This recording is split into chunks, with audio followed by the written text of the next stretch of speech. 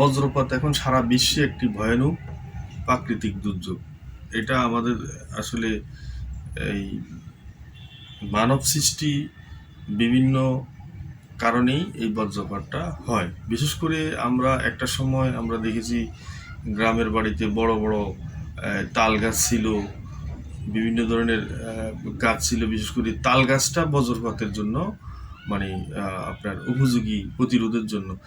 তো সেইখানে এই সমস্ত গাছ বা প্রাকৃতিক যেই সম্পদগুলো আমাদের ছিল সেগুলো আমরা নষ্ট করে ফেলছি, যার ফলশ্রুতিতে এখন আমাদের এর আমাদের একে ভোগা লাগতেছে। তার কারণে বজ্রপাতের মতো ভয়াবহ একটা রূপ প্রতিদিন আমরা যখন ইলেকট্রনিক্স মিডিয়া বা প্রিন্ট মিডিয়া বা বিভিন্ন মাধ্যমে, সামাজিক মাধ্যমে, যে ওই এলাকায় 10 জন মারা গেছে, ওই এলাকায় 7 জন, ওই এলাকায় এখন বজ্রপাত থেকে আপনাকে নিজেকে কিভাবে বজ্রপাতে রক্ষা পাবেন এই সংক্রান্ত আমি একটা প্রতিবেদন আপনাদেরকে ছোট্ট আকারে বলার চেষ্টা করব।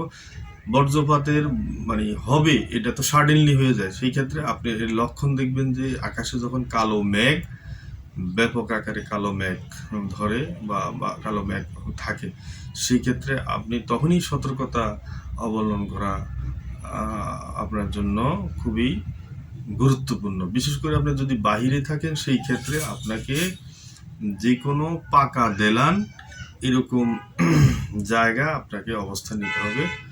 আপনার কাছে যদি ছাতা থাকে, সেটা যদি কাঠের যদি হয়ে থাকে, সেটা আপনার জন্য নিরাপদ। আর যদি স্টিল বা ওই জাতীয় বা তামা এরকম ধাতব পদার্থ তৈরি থাকে, তাহলে ওই ছাতাতেই আপনি বন্ধ করে একটা উন্মুক্ত স্থানে আপনি থাকতে পারেন। কোনো গাছের নিচে থাকা যাবে না, গাছের নিচে থাকলে বিপজ্জনক।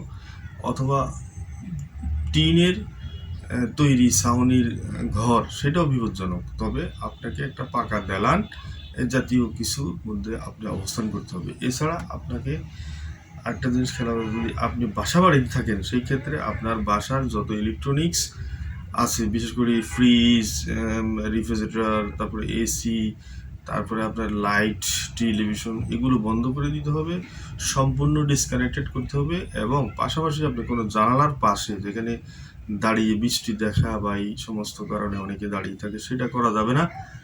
পাশাপাশি আপনার পানির কল, ওই মুহূর্তে বাথরুম ব্যবহার করা যাবে না, পানির কল ছাড়া যাবে না। এবং পানির কল না ছেড়ে আপনি আপনার বাসার মধ্যবর্তী স্থানে আপনি অবস্থান করবেন। এরপরে যদি আপনি কোনো গাড়িতে থাকেন, সেই ক্ষেত্রে গাড়িটাকে নিরাপদ স্থানে আপনি রেখে আপনি যে কোনো ওই যে দালান এইরকম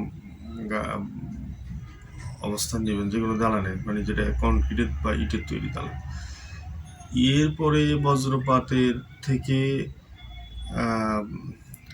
করণীয় যে পদক্ষেপগুলো আপনি নিতে পারেন, সেগুলো আমরা এতক্ষণ বললাম। আশা করি আপনাদের উপকার লাগবে। এই বিগত দিনও আমরা গত বছর এই বজ্রপাতের সম্পর্কে আপনাদেরকে ধারণা দেওয়ার চেষ্টা করছি। আশা করি। আল্লাহ হাফিজ, ভালো থাকবেন। আসসালামু আলাইকুম।